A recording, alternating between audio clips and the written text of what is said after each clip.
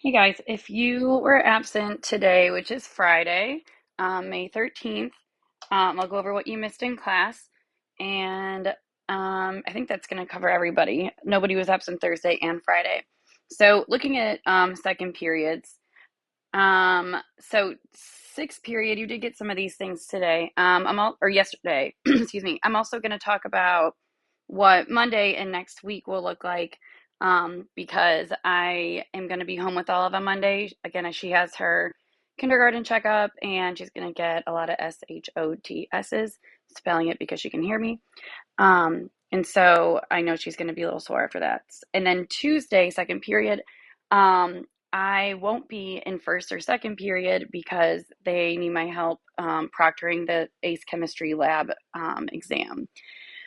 Okay, so in terms of the notes, which I'll have you guys, either you can finish it this weekend and just move yourself along, um, or you can finish it Monday in class, but no matter what, you'll need to finish it because I have things ready for you to start the next section, which is atmosphere. Of course, it's going to take a moment to load. This would be just so good if it wouldn't. Okay.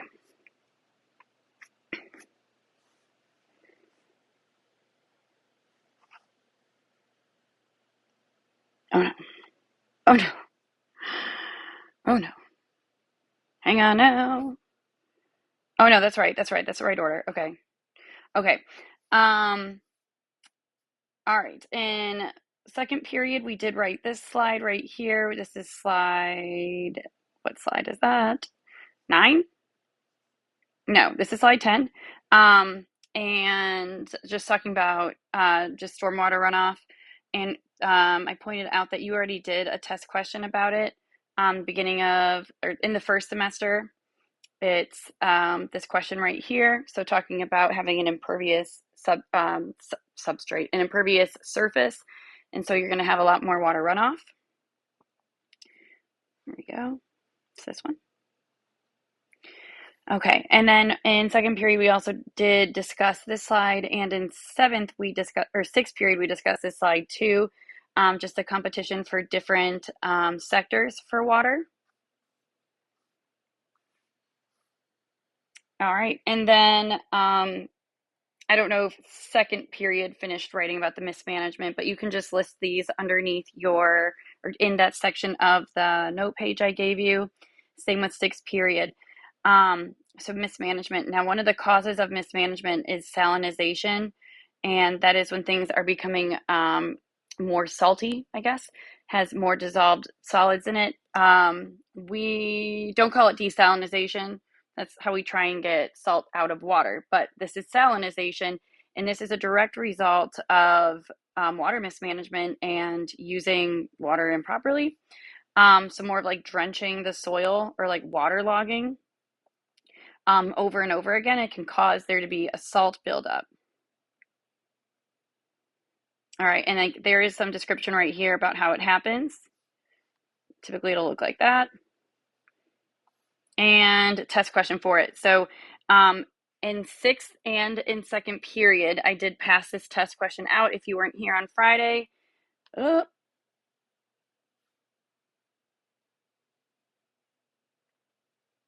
All right, if you weren't here on Friday, then I did pass out this little half sheet. It's on the front table in front of the desks where I usually just have all my copies and things. Please grab that. This is the test question answer for it, and just how salt ends up getting built up when there's too much water. And then the salt starts to evaporate out of the soil, and I'm sorry, I'm just the backwards thing.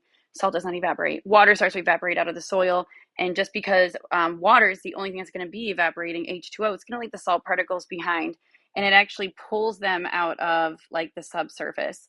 And if you have a bunch of salts by anything that is alive, any of those tissues, any of those cells, you're just going to contribute to further water loss. Having salts piling up near the roots or at the surface layer is going to just continually promote further water loss. Same, with why we can't drink salt water. That's just osmosis. Okay, so This is a specific thing in your syllabus to know this process of salinization. So that's why I gave you that test question, which they've asked before in the past. And then further towards the bottom two things in your notes, the back page of the note page, international competition over water sources. And I think it's 90 countries share their water source with one other country, which could contribute to conflict. And there already is water conflicts. So this website at the bottom does discuss that even further, just water conflict chronology. Here are some examples. All right, a difference obviously in rich versus poor countries. 17 countries in the Middle East are already facing very high risks of water insecurity. Rural and urban areas. Why is access to safe drinking water worse in rural areas? And if you notice, 60 to 86%, where the lighter blue is rural, the darker navy blue is urban. Another little graphic about that. It's lack of infrastructure. They already dependent on a small water system. There's not much regulation or sanitation provided. It's much easier to be polluted or exploited by big companies because there's not as many people. Literally, there's not as many people to make to make a thing out of it, to voice their opinion about it. Less technology there. And then explain the impacts of water insecurity. So I did just copy and paste this slide that says 6.1.4 on, because it's really just these lists. It really, like, I don't think that needs further explanation. We already talked about why it would decrease crop yield or crop failure, and the impact of deforestation just furthering more deforestation. I also gave out in class different illnesses caused from it, and they're all pretty much leading to diarrhea, and that is how you spell it in England. And then strategies. So there are a handful of strategies that we try to do. Notice this sign here from Santa Barbara. Gold is the new green, talking about dead grass, which nobody even needs grass. This was a picture from an advertisement of the rain barrel program in Florida. I included the link right here, and it's not in Florida, it's rather in Melbourne. They don't even have it for Palm Bay, but essentially if you buy a rain barrel, at least holds 40 gallons, they will pay you back for it. Palm Bay doesn't do it, but this just prevents rainwater precipitation from falling onto grass to pick up any sort of chemicals or any sort of pesticides, fungicides, herbicides, fertilizers, animal waste, anything like that, and then bring it into our sewers, which will then go into the river. And then really that does allow us to reuse that water for other things, which, I use it for watering plants. Rationing. So restricting your lawn care on certain days. I did post this. Where's my 6th period? And I did include it actually in the back of, I don't even need that. Yep. I included on the back of here. Donde está? Donde está? Sorry, I'm going to go back to 2nd period.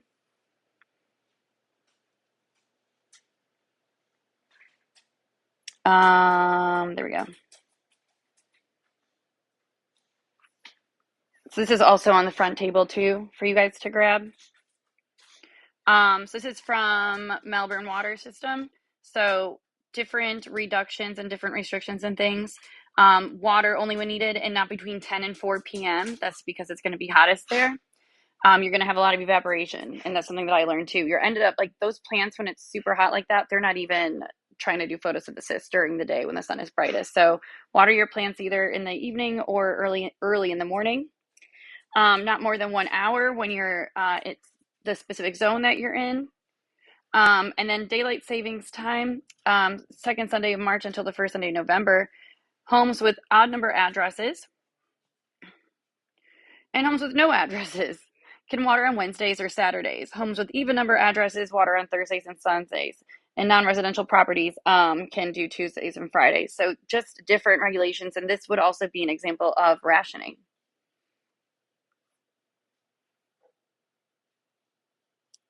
Back here. Okay.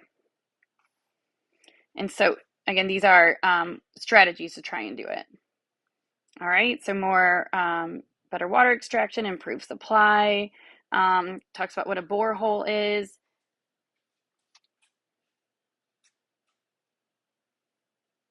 Where are we at? Okay. So on the paper that you have that mentions boreholes, maybe if you don't know what that is, then maybe you want to jot that down. So really deep, narrow hole made in the ground, and it's usually for oil or water extraction. Looks like that. Reducing water usage. Some international agreements. And why would it be good to be a part of this water convention as a part of the Sustainable Development Goals too of the UN? Now, in the essay question, that was also given in class.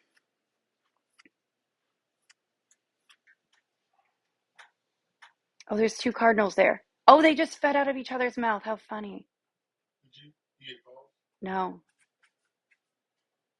Oh, so cute. All right. This is the essay. And so I just broke it down for you on this slide down here. So evaluate the success, so pros and cons, or is it good, is it bad? And of strategies to manage water security. And this is an essay, same with like explain command words. If you see a word that is a major vocab term from this year, definitely give a definition. Water security, we wrote down that definition on Monday. And a location of your choice, we're going to do Brevard County. Give reasons, so how or why are you making this assumption? Include any relevant information or examples. So support it with the current state of the Indian River Lagoon. And so I supplied you with all of those things. And before I show you where all those are to help you with that essay, and even if you don't get that exact type of question in a few weeks or 2.5 weeks, that's okay, because you can still tie a lot of this to farming methods, waste, right? Like, so a lot of runoff. You could also include it in climate change questions, food management systems. If you feel so inclined, if you wanted to have a conflicting example from a low-income country, Bolivia is a really good one. I talked about that in class a couple days now. Bolivia is the Bolivia water war is the first like water war essentially over in the 21st century. So it was from November 1999 to April 2000. And essentially their government, the Bolivian government, sold their public water supply to a privatized company. So now it's private. It's not a public good anymore. And they made the cost extremely unaffordable. I feel like their average income a year was somewhere between maybe $1,200, so 1,200 to 2,000, and it was $400 just to set up their water line, just to turn their water on. And then, right, they had to pay from there, which is ridiculous. And then in sixth period, I know Enzo mentioned that the same thing was done in Africa too. A privatized company came and took over and then made people pay like with coins to get water out. And it is not a good that any sort of company owns at all. But this would be an example of a low income country, or Brevard would be our high income country. This is just another essay example. Again, remember, I've told you this all year. You won't see an essay that looks like this. You're not going to be getting a picture like that. It will not be 40 marks. The first part, that's part A, you see it's worth 10. You won't have anything like that. And the main one, that part B that says 30, it is be worth 20. So if you're ever looking at other essays, and there are some examples in the new notes I gave for you for atmosphere, they're never going to be 30. And then the answer for it, or probable answer for it. Okay, so looking at this, how you can go about answering this.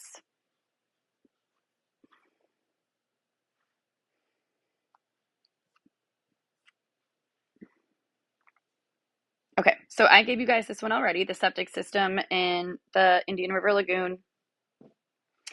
It was just like, what, 2 pages, not even.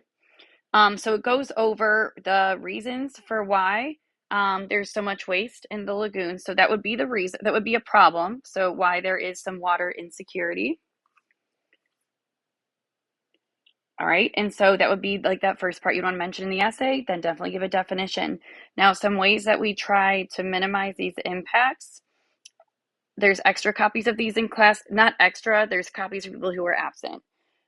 Sixth period got it, but second period got it today, and so there were a lot of you absent in second. So these are the different ways. We also did mention a couple more. I wonder if it'll let me write on it.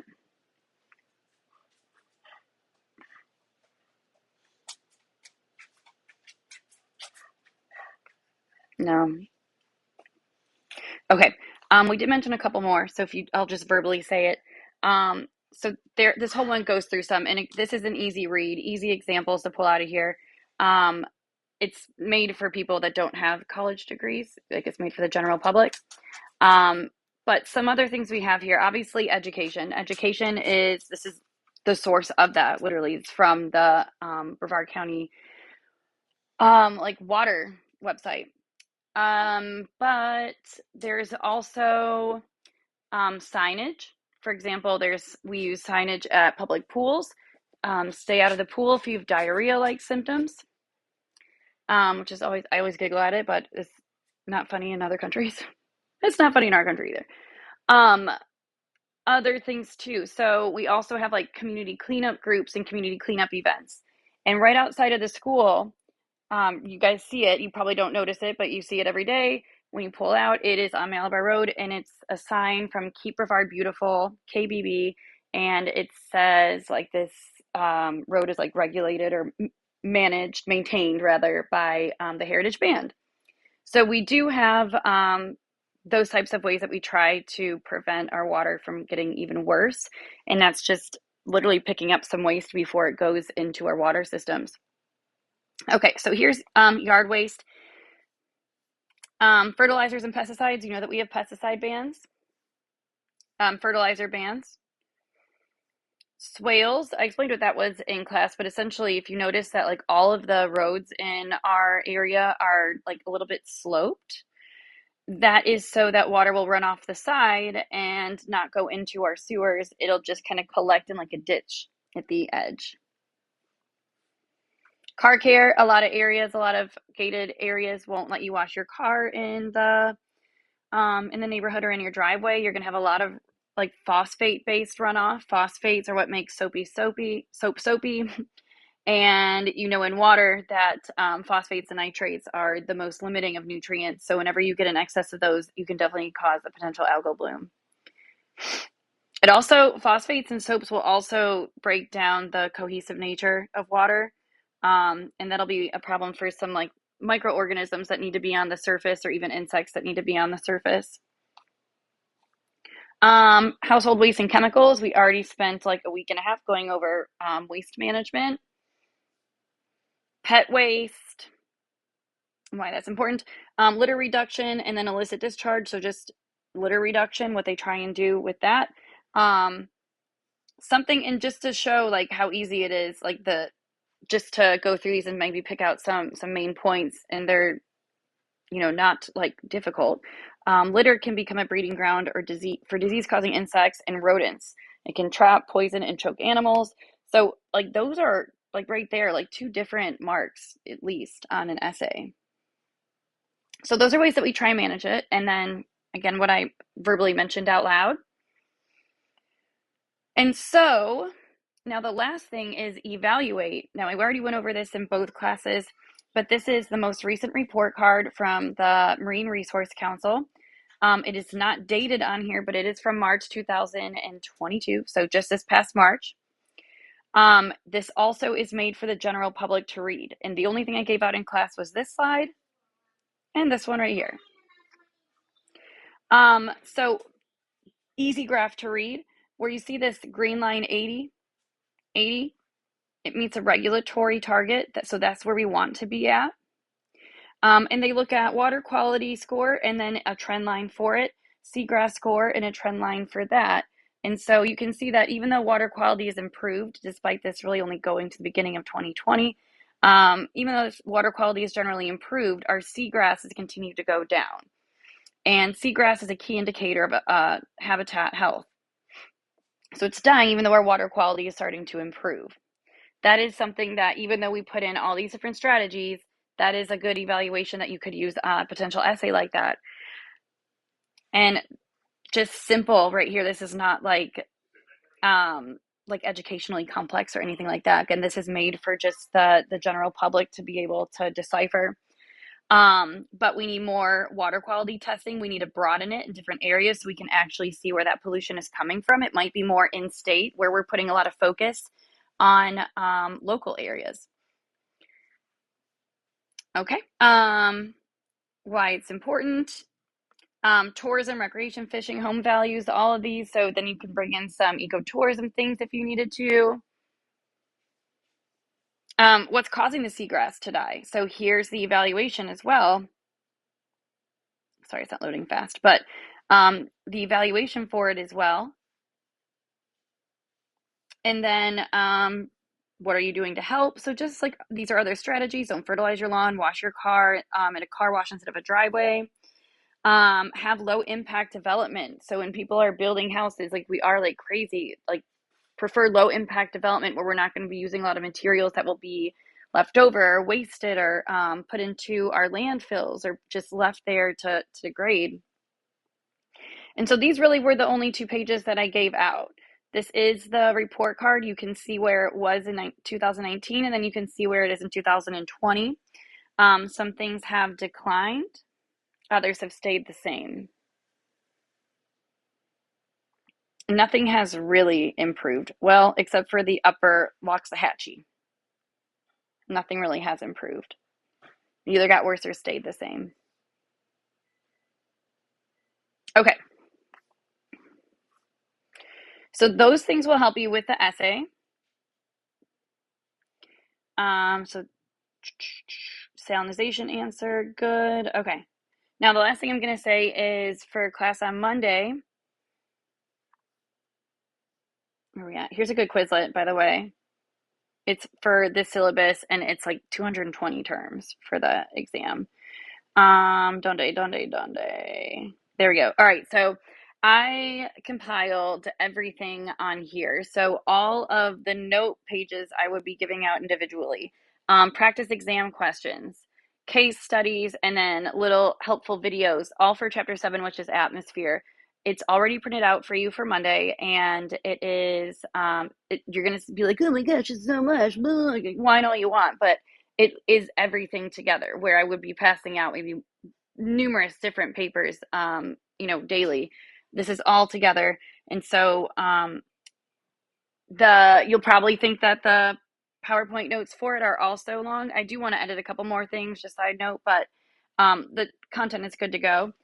This first part here is just a review of the composition of the atmosphere, which we already did first semester. Then we go through acid deposition, was acid rain, primary versus secondary pollutants, sulfuric acid deposition, nitric acid deposition. And these actually, this just isn't showing the correct format of these pictures. They're printed out the right way. Practice exam question. And then the notes also have, for almost all of the practice exam questions, they have the answers with them as well. Acid impact deposition on aquatic ecosystems. That will be good and easy for the marine class, but there's a little bit different whenever it talks about look at the fish gills, sketch what it looks like or the impact that the acid has. And then acid rain on terrestrial versus aquatic environment. Acid deposition on stone or brick buildings. Practice exam question with the answers on the slides. Photochemical smog. Whoop. Impacts of it. Practice questions. How do we manage air pollution? Strategies. How to reduce particulate matter. So literal like particles that would be floating out. It's not so common in America because we have EPA and a lot of regulations on it. Little case study here. These 8 cities are taking bold steps to get rid of cars. And so each city gave a different way that they reduce vehicle use. Geez, Lewis.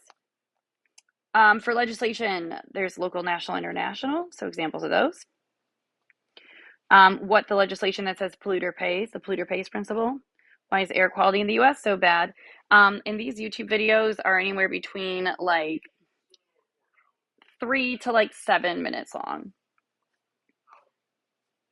Ozone depletion. You do have, I think on paper one, there's questions about ozone depletion. How do we measure it? Impacts of increased ultraviolet radiation, the Montreal Protocol. The experiment, this Roland and Molina, their work and their experiment is also mentioned. Like everything on here is directly from your syllabus. And then some practice exam questions again, and these are essays. Again, though they say they're 30 points, they're not, they're 20. And these are the notes that go with it, and you're essentially going to fill in the blank to save some time. Text me if you need anything. Do not waste your time on Monday. Second period, you will also continue with these atmosphere notes on Tuesday. I will be in the AICE chemistry